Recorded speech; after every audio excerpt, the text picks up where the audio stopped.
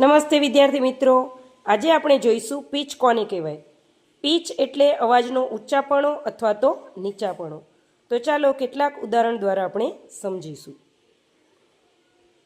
જે અવાજ તીણો, પાતળો, ઊંચો હોય તેનો પીચ વધારે હોય છે, અને જો અવાજ ઘેરો, ભારે કે નીચો હોય તો તેનો પીચ ઓછો હોય છે. તો ચાલો પ્રવૃત્તિ દ્વારા સમજીશું. આ છે કંપાસ, રબર અને બે પેન્સિલ. હવે આપણે બે પેન્સિલને રબર વડે કંપાસ પર વરાવીશું.